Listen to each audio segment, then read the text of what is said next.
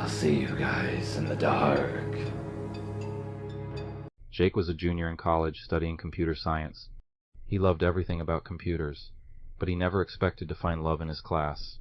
One day, he met Lily, a new student who sat next to him. She had bright eyes and a warm smile. They quickly became friends, sharing notes and studying together. Soon their friendship blossomed into something more, and they began dating. At first, everything seemed perfect. They laughed together, enjoyed ice cream, and watched movies. But as time went on, Jake noticed a change in Lily. She became overprotective, wanting to know where he was at all times. He thought it was sweet at first, but soon it began to feel like a trap. One evening, while they were studying, Jake's friend Sarah called to ask a question. After their call, Lily's mood changed. She seemed angry. Jake brushed it off, thinking maybe she was just tired. But the next day, he saw something that made his heart race. He was walking to class when he spotted Lily talking to Sarah. Jake's heart sank as he watched Lily's expression switch from sweet to hostile. He felt something was wrong when he overheard Lily saying things that sounded threatening. After class, he confronted her. Lily exploded in anger, accusing him of wanting to be with other girls. Jake was shocked and frightened. He tried to calm her, but she wouldn't listen. Days passed, and her jealousy grew worse. She started showing up at places he hung out with friends, glaring at the girls he spoke to. Jake felt trapped and scared. One night he received a message from a friend saying Lily had been spreading rumors about him, and even trying to drive away his female friends. Panic set in. He couldn't take it anymore. Jake decided to take action to protect himself and his friends. He went to the local courthouse and filed for a restraining order. The judge approved it, and Jake felt a wave of relief wash over him. He then switched classes to escape Lily's control. The new classes brought new faces, and slowly he began to feel free again. Though he was sad about the way things ended with Lily, he knew he had made the right choice. He could finally focus on his studies and friendships without fear. Jake learned the importance of trust and safety, and he moved forward, ready for new adventures. Jason had always been a shy guy. He was a junior at his college studying biology, and often preferred the company of books over people. One day in his crowded biology class, he noticed a new student, Lily. She had bright red hair that shone like a beacon and a contagious laughter that filled the room. Jason's heart raced whenever she spoke. At first they sat next to each other, exchanging shy smiles and quick chats about their coursework. Jason learned that Lily was a transfer student, and she shared his passion for science. They clicked instantly, bonding over shared interests and study sessions. Their chemistry felt electric as they began to go on dates, spending evenings at coffee shops and strolling through the campus gardens. But as they grew closer, something in Lily changed. She became more intense. Her smile seemed to carry an underlying tension. Jason noticed how she glanced at his female friends, her gaze sharp and calculating. It made him uneasy, but he brushed it aside, hoping it was just his imagination. One evening, after a date that consisted of sharing ice cream and laughter, they sat on a park bench. As the sun was setting, Jason received a text from Mia, a longtime friend who needed help on a project. He didn't think much of it and replied quickly. He felt Lily's body stiffen beside him. Her expression darkened as she looked at him. "Why do you need to help her? Can't she do her own work?" Lily asked, her voice low. Jason was taken aback. "Mia is just a friend. We help each other out." He shrugged it off, trying to lighten the mood. As weeks went by, Lily's behavior spiraled. She began to text him incessantly, often asking where he was and who he was with. If he didn't reply fast enough, she would call and her tone would be sharp. He felt trapped in a strange world where everything seemed to revolve around pleasing her. One day, Jason noticed Mia looking worried. She told him, "Lily has been acting strange. She told me to stay away from you." Jason chuckled at first, surely it was a joke. But when he met Lily later that week, he confronted her about Mia. "You need to tell her to back off," she said, her voice icy. "She doesn't belong in our friendship." Confused and frustrated, Jason argued, "Mia is my friend. You can't control who I talk to." The atmosphere turned tense, and he felt a churning in his stomach. A few days later, the truth hit him like a cold splash of water. He discovered that Lily had been following Mia and other female friends. She had sent hurtful messages to them, telling them to keep away from Jason. Each message cut deeper than the last, revealing a side of Lily he had never seen before. Heart racing, Jason sat up in his bed, tossing his phone aside. He realized he needed to take action. He felt afraid of what Lily might do next, and the thought of her hurting someone made him shudder. The next day he decided to take a trip to the campus security office. After sharing his story and the evidence he had collected, they suggested getting a restraining order against Lily. His heart sank. Lifelong friends, late-night study sessions, his peaceful college life. Everything felt at risk. But he knew he had to protect both himself and his friends. With support from the campus security, he filed for the restraining order. His dread peaked when he saw Lily's face on campus the next day. She glanced at him, her eyes narrowing as she stood with a group of girls. Fearing for what might happen, Jason convinced the administration to switch his classes. The thought of seeing her made him anxious. The excitement of college disappeared, replaced by the darkness of the situation. He moved to a new class, hoping for a fresh start. Weeks passed, and Jason felt more at ease. Yet, deep down, the tension remained. One evening, as he sat in his new biology class with his new classmates, he noticed someone slip in late. His heart dropped. It was Lily. She caught his eye, and a chilling smile spread across her face. It froze him in place. After class, he rushed out, trying to avoid her. The thought of her being there cast a shadow over his relief. Now, with the restraining order in effect, she shouldn't be able to approach him, yet he couldn't shake off the feeling of dread. Days turned into weeks, and he tried to focus on studying. Even with his friends rallying around him, the burden of fear gnawed at his thoughts. Whenever a text came in from an unknown number, his heart raced. One day, while walking back to his dorm, Jason felt someone following him. He glanced back. It was Lily, her red hair unmistakable against the dull campus colors. He kept moving, heart pounding, and ducked into the nearest building. His friends noticed the look on his face as he hurried inside. They followed him, and together they called the campus security. Lily didn't approach him right away, but he could feel her eyes on him. He had taken the necessary steps, but the emotional scars remained. Jason realized he couldn't escape the past completely, and the shadow of the experience would linger. However, he was determined not to let fear control his life. With support, he aimed to move forward, slowly healing from the possessive grip Lily had on his life. In battling through the darkness, he knew he could reclaim his strength and find hope again. Lily Johnson was a bright and ambitious junior in high school. She loved studying, hanging out with friends, and going to school events.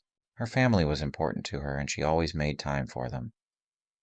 One day, while walking home from school, she noticed a new boy leaning against a tree. He had tousled hair, a leather jacket, and a confident smile. His name was Jake. Lily was instantly drawn to him. He seemed mysterious and exciting, unlike anyone she had met before. That afternoon, they talked for a while, and Jake mentioned that he was new to town. He said he was transferring to her school. Intrigued, Lily offered to show him around. While Jake enjoyed the school tour, Lily's best friend Anna watched from a distance. She was skeptical about Jake. "Be careful, Lily. He looks like trouble," Anna warned. But Lily was too enchanted to listen. As weeks passed, Lily and Jake became inseparable. They laughed together, shared secrets, and held hands under the stars. Lily thought she had found the perfect boyfriend, but Anna remained wary. She often asked Lily to be cautious, but Lily brushed it off with excitement. One evening, while studying at home, Lily received a text from Jake. "I can't wait to see you tonight." She smiled, her heart racing, but as she waited, something bothered her. Jake had not introduced her to any of his friends.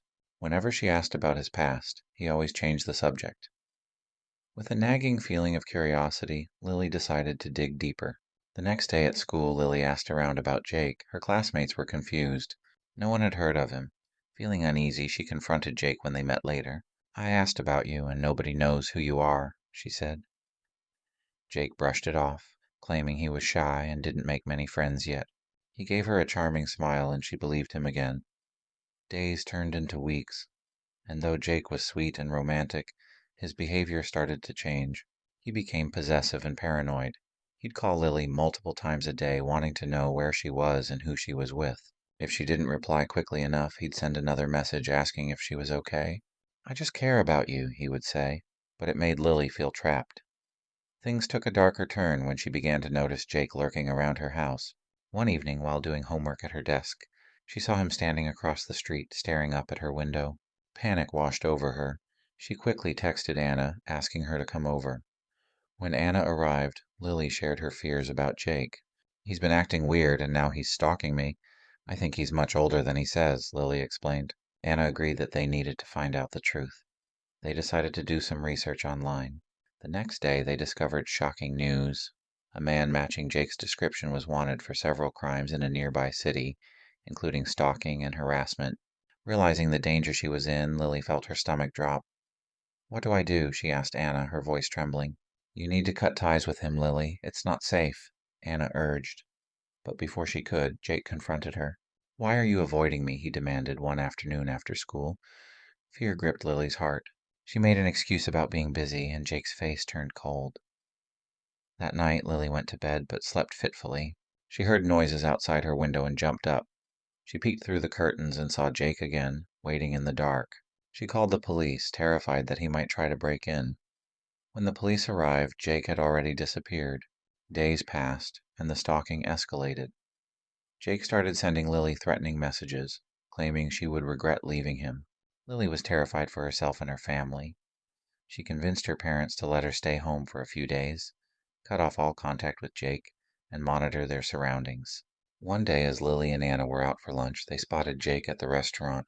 He was watching them, a sneer on his face. Lily's heart raced as she pulled Anna away. They rushed back to the car and called the police again, reporting where he was. When the police arrived, Jake panicked. He tried to flee, but was quickly caught. As they handcuffed him, he shouted, "You think you can get away with this? You'll regret it." But he was taken into custody. As the police started their investigation, Lily and Anna found a sense of relief. They were finally safe. Jake was questioned and he revealed everything. How he had lied about being in school and his age. He was much older and had been following Lily for weeks. Weeks later, Jake was charged and arrested. Lily felt a mix of emotions, fear, relief, and sadness. The danger that had loomed over her was gone, but the experience left a mark. With time, she learned to trust again, but she would always remember the lesson of the dangers of appearances. Determined to move forward, Lily focused on her studies, her family, and her loyal friend Anna by her side. They both looked forward to brighter days and new adventures, hoping that one day Lily would find love again. This time, the safe and kind kind. For some background, I'm a 15-year-old freshman in high school. I moved to my current town in the middle of 6th grade. When I first moved, I met Jay, and we became friends pretty quickly, and it was obvious he had a crush on me. I wasn't interested in dating until high school, so I turned him down when he asked me out in 7th and 8th grade. After rejecting him the first time, he changed. Jay started acting creepy, perverted, and I just got a terrifying feeling in my gut when around him. At my 8th grade formal, he followed me around taking pictures of me. It was pretty creepy, but we started talking again after an incident at school occurred, and I questioned him, which doesn't relate to the story at all. Jay was always very creepy when we talked. He would call me beautiful, sexy, etc., which I told him made me feel very uncomfortable. He asked me out, and I told him no. He started calling me baby and telling me he loved me and wouldn't stop even when I told him to. This is about the time that he starts popping up in the stairwells I needed to use to get to class, and taking long drinks from the water fountain right outside the classroom door I was in. He seemed to just constantly be in the places I frequented. Jay would stare at me in class and give me this unsettling grin whenever I made eye contact with him. Jay gave me the chills, and I was not excited when he told me that he was going to homecoming. I went with a bunch of my friends, and as soon as we walked in, I saw Jay standing around looking for me. I had told Sophie, my best friend, about him, and she noticed him too. Our school is divided into 2 lunchrooms, the large and small commons, which are connected by 2 hallways. One of them had the girls' bathroom and a hallway everyone put their heels in, and the other was a dark hallway that the principal's office door was in. We went down the dark hallway, and he saw me. Jay pushed back a bunch of people to get right behind me and whispered in my ear, "Holy fuck, you look so dang sexy." He just mumbled something and hurried off. We hit the dance floor, forming a large circle of just our friends. I noticed that he kept walking around our group, looking at me as he walked by. We weren't dirty dancing, just having a fun time. I taught my drum major how to do a wobble, and we were really getting into spirits of things. Sophie and I eventually got thirsty and went to take a pee break and get some water after a few other girls. But on our way back, I felt a tap on my shoulder. I turned back, and Jay was standing there. The following conversation ensued. Jay says, "I need to talk to you." "Okay, what's up?" "I have to ask you something." I'm standing there questioning. Jay asks, "Can you leave us alone?" to Sophie. "I need to speak with her all." Noah, who is a mutual friend. "Hey, y'all, what's up?" Noah put Jay in a chokehold, and Sophie and I ran out of there. We laughed it off nervously before heading back into our circle. Apple-bottom jeans came on, and we were getting funky fresh when I saw Jay come up behind me. I jumped into the circle and got low, low, low, playing it off as Sophie closed the gap, keeping him out. He just paced around our circle, staring at me, just watching. I have really bad anxiety, and I was getting stressed out at this. I was trying not to cry as I felt like prey being circled. Sophie turns over her shoulder when he walks past her. Sophie asks him, "Do you need something?" Jay replies with, "I need to ask OP something." "I don't think you do, Jay." "Let me talk to her, please." "She doesn't want to talk to you, Jay." Jay then storms off, pushing a few people out of his way. Sophie takes me to the bathroom to calm down, and eventually we decide if he starts following us again, we'll tell someone. As we're walking out, Jay is standing against the wall, turns and leaves as soon as I make eye contact. We make a sharp right into the small commons where we tell the teachers. Guess what? It turns out we told the sexist asshole teacher at my school, and he didn't do anything about it. I'm unsure of what to do when I run into Stacy and Isabel. Isabel is a senior and a fellow guard member. She's kind of like my mentor. I go up to her and ask her if she's there with anybody.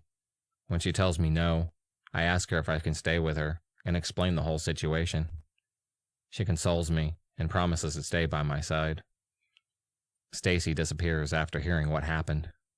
Isabel takes me back, and we start dancing again. But we notice Jay doing laps again, passing our circle over and over. Isabel tells me he is talking to another guy and pointing at me. Then Stacy comes up to me, saying that she told him to leave me alone, but he screamed at her to F off and threatened to hit her if she talked to him like that again. We tried to continue dancing. Then Sophie grabs my hand. I look over to see Jay walking up to me, his hands balled into fists. Isabel puts her arm out and starts to tell him to leave me alone, but he pushes her out of the way. I grabbed my friend and ran. I was looking behind me at him giving chase when I ran smack dab into the principal. In hysteria, I tell her he's stalking me, and he pushed my friend. This amazing principal chases him down, putting him in a holding room. She came back and took a statement from me. Stacy told me she saw him get escorted out. The rest of the night was a blast. I had way too much punch, and it was overall an awesome night. I sent Jay a text this morning, telling him very clearly that we were no longer friends, and that he made me feel unsafe and not to contact me ever again, or the principal would get involved again. Then I blocked him for good. I'll have to see him again tomorrow in class, but I plan on avoiding him as much as possible, and if he talks to me, ignoring him. So Jay, even though I'll probably see you tomorrow, let's not meet again. So now, today, I'm at school, and Jay hasn't tried to talk to me, but he kept passing our lunch table and followed me when I went to the bathroom by myself. I also found out he has done similar things to 2 other girls, who I'm going to try to talk to and get a little more information on how they handled it. My friends have been super supportive, and they're all walking me to and from my classes. I think things might be okay from here on out, but I'll update if anything major happens. 2 weeks go by, a lot, and nothing has happened at the same time. I haven't been sleeping great, and when I do, I have vivid nightmares. The 2 that are most frequent are I'm at school, and he storms into my classroom with a gun, and I'm hiding in the attic, and he's in my house, dragging something heavy on the ground and sharpening a knife, telling me to come out and dance with him. I have this feeling of dread every time I see Jay, but I have been trying to brush it off and not let it affect anything. I really just want to move on, but I have been having a lot of trouble. I noticed the popping up in stairwells and passing the lunch table for the first 2 or 3 days, and then it suddenly stopped. I figured he had given up. Until I went to lunch with my drum major, who we'll call Dawn. She asked me about how things are going, and I told her about the frequent incidences where we were nearby, and then them suddenly ending. She proceeded to tell me that she and Isabel had told some other seniors that I had classes with or nearby the problems I was having. Apparently, I'm well liked by the seniors, enough for them to tell him they were watching him and would make his school year the last one here if he did anything else to me, which explains the sudden disappearances. The strangest part is that I don't know who these guardian angels are. I told Dawn to thank them for me, and I've been figuring out who is the spy in the room and just striking up a conversation with them, so don't mess with the seniors. I also told some of my teachers about what happened. I only told the ones that taught classes that I had with Jay, because I didn't want it spreading everywhere. One was sympathetic and promised to seat us away from each other and keep us out of groups together, and the other went above and beyond. I told her about it, and she hugged me, promising me she would help me fix it, and that she would talk to him. I came into class the next day, and before I went in, she told me that she told him to stay away from me, and asked if I could stay after school to tell her about the entire thing. I agreed.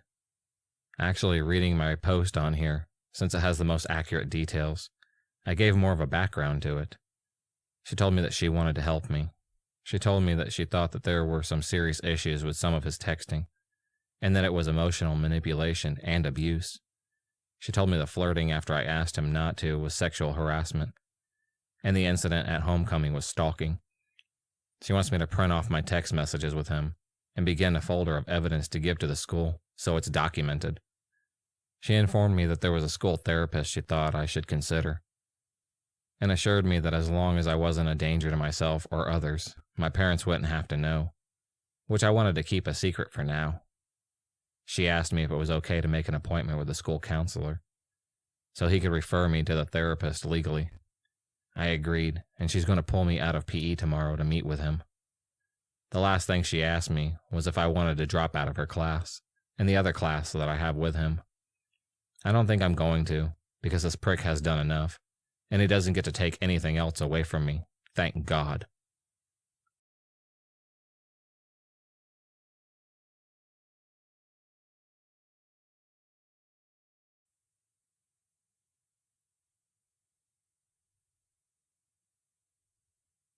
I'm telling this because I found it truly scary.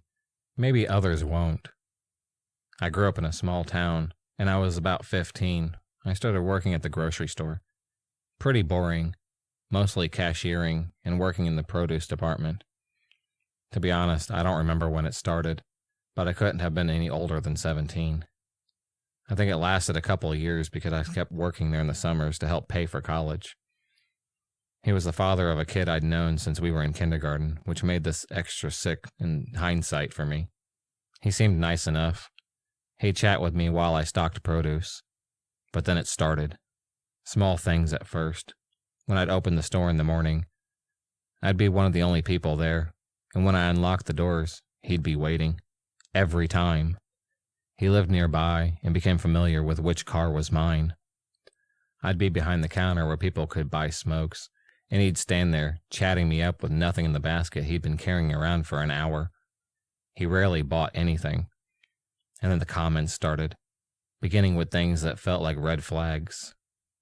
But I was young, and I didn't know what to do.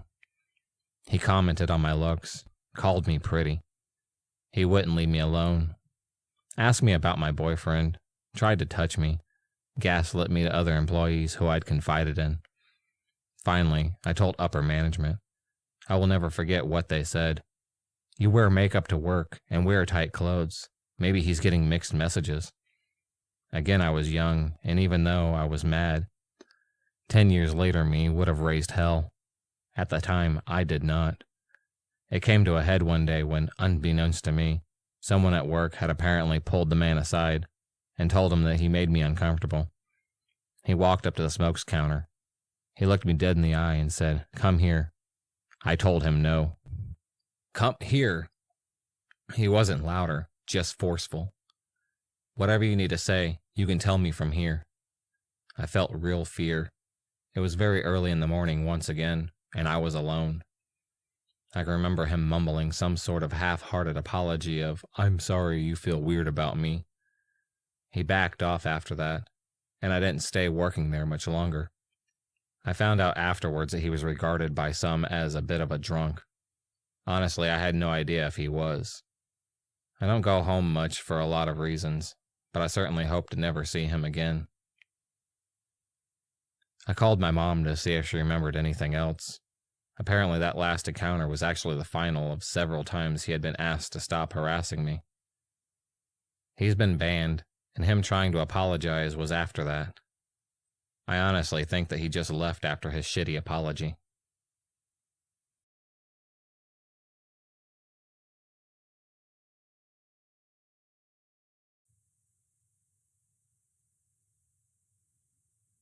Last year I met him at school, and I was friendly, and thought I would never talk to him again like most of my peers.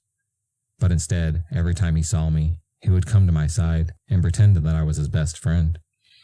Then he started messaging me on Facebook, Reddit, and Snapchat. I thought he would stop after the first month of me ignoring him online, but no. For about 1 to 2 years, he's constantly messaging me and finding me outside of my classes so he can walk with me. He even tries to touch me and give me hugs when he has to go, despite me telling him not to touch me and me telling him to his face to go away. The worst part is he still does the same thing every day and is trying to meet up with me constantly, even though I tell him, no, I don't want to hang out.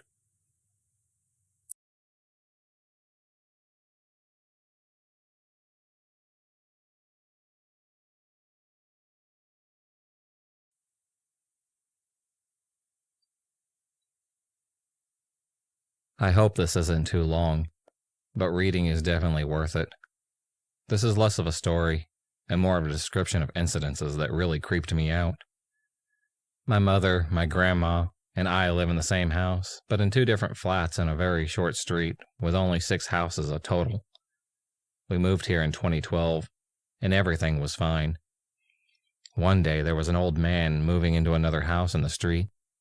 He seemed very nice, but my image of him changed quickly when the incidents began.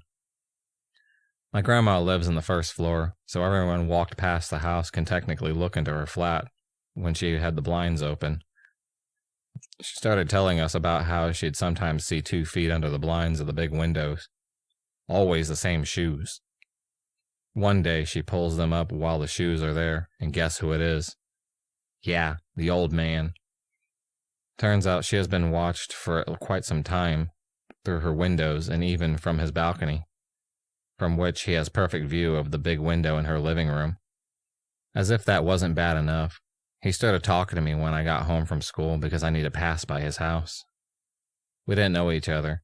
We had nothing to do with each other, not even remotely. He begins asking how I was, if school was finally over, and so on. I didn't like that, but politely answered.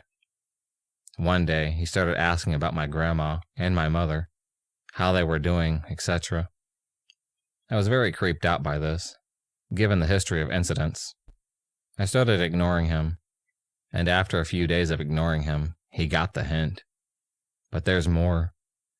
My grandma was sort of a caregiver, who comes to her flat twice a week to clean and go grocery shopping with her because she can't walk or bend over that well anymore.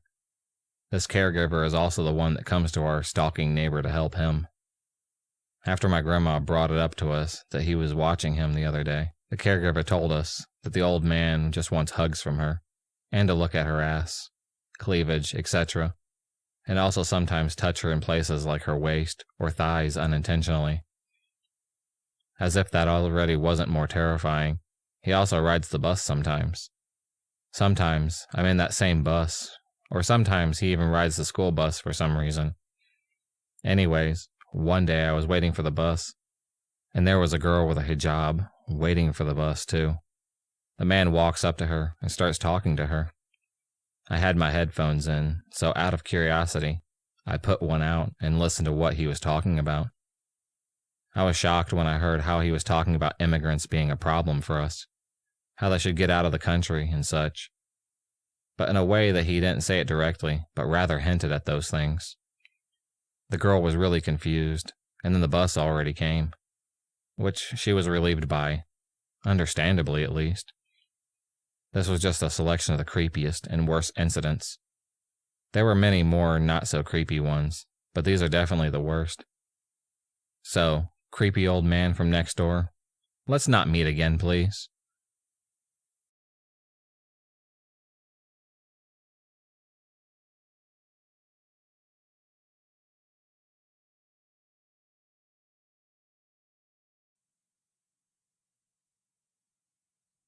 First, I'm a guy myself. I don't give too many details because at this point, it is just scary to be revealing information. I've never talked about it because I just fear that the guy will somehow manage to approach me if he gets some info from others, and considering the situation, I'd have to expose myself onto to get evidence to accuse him, and I'd rather not. The situation is as follows. I went to this place regularly to do a recreational activity. It was open, so I was not registered, and aside from my first name, no one knew my full name. There's this guy who goes often at times. I'm at there, and after some time of seeing the same person over and over, I did like usual and just give him the nod, if he gave it to me. A couple of times I talked with him because he asked if he could use what I was using after I finished, or things like that. Some other times we had very small talk about basically the recreational activity. Sometime later, I suddenly received a request on social media and a message from him. I never gave him my name, and we had absolutely no friends in common or anything. Different places in the city and everything. Totally not related social circle. I just answered normally because I found it would be awkward if I didn't, because I'd seen him regularly in that place. Normal conversation. He always insists on when I'm going, and such. Not a surprise that after a couple of times of going at hours I didn't tell him. I stopped going all around. He was messaging me every single day, even when I said bye, and after some time, I just didn't open his messages. It was just creepy. Someone who I didn't know sending multiple messages. Starting calling by diminutives to try to appeal to a soft side of me and such. After a while of constant messaging, I just blocked him. Well, this I thought he would be off, but no. He created multiple accounts, tried to talk to me. I blocked all of them. A couple of months ago, someone close to me tells me an organization's account wants to do an interview with me. I saw it was newly created, saw the people it followed, and its ways of writing on its fake post, and blocked it. This has occurred on like 6 times for the last one day. When this asshole created an account months ago, even made a normal post of months ago with no likes, talked to someone close to me, and asked to get my number for an interview. The creepiest thing was that I saw the people he had on his social media. Every single person on his list was people who I have on my list. And no, this is not the case when it would be someone who knows us. These people have no connection between them. A lot of them just don't know each other. The only connection they have between them is me. The guy is obsessed. When I saw his social media the first time, recalled how he talked to me, and saw the messages, I realized he was gay. The problem here, that he also knows I'm straight. He tried to talk to me through messages a couple of times, asking me about girls, or saying things like, maybe you have plans with some hot girls, and a wink, or something like that. I just laughed it off, but it was stated one way or another that I'm not even interested in men.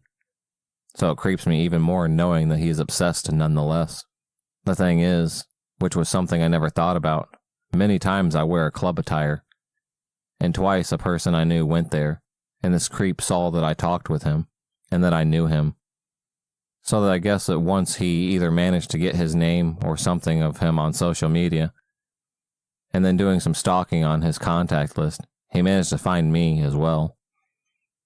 Started his stalking crap on me. I'm serious with this. It is unsettling, and it scares me because I'm not sure of how crazy this guy can be. With the stories I've heard, I've had these thoughts that in a matter of time before he gets my info and finds me. I'm not giving that much detail about it. I'm really scared, and I've come to the idea that if I actually see him, I'll just probably talk to him, and after a couple of seconds, if he doesn't leave immediately, I'll beat the crap out of him. I just want to know from those that have dealt with this, without taking the cases of the most sick fucks there can be out there, how dangerous can this situation get, or how far do you think someone like him can go to?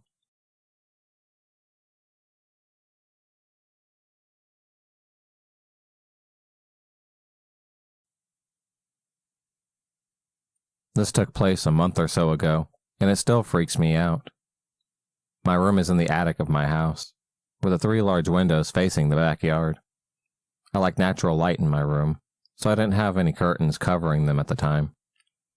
The backyard ends at the cinder block wall, which holds back the dirt hill behind it, and a chain link fence sits on top of the dirt. Right after the fence is a large Catholic church parking lot. A few shrubs grow on this dirt embankment, but they are sparse, and the view to my room, especially in the winter and spring, is very clear. Over the years, I noticed a car parking at the back of the lot, facing my window with the headlight on, but I didn't actively think about it. That is, until I was dancing around my room half-dressed, saw the car, and realized I had seen a black car there at least a couple of times in the past months, if not longer. I went downstairs and told my parents. My dad, who is very protective, told me to turn off the lights in my room and stay away from the window. He grabbed his binoculars, but couldn't clearly make out the car. I thought that maybe the person was sitting to buy drugs. My dad went downstairs and told me to keep an eye on the car. 10 to 20 minutes have passed, and I sat on my bed, away from the window, but still able to see the car. Suddenly, my room got lighter, and I realized that whoever was in the car had turned on their high beams. I told my parents, and they said that they were going to drive past the car, take a picture of the license plate with the flash on, and drive away.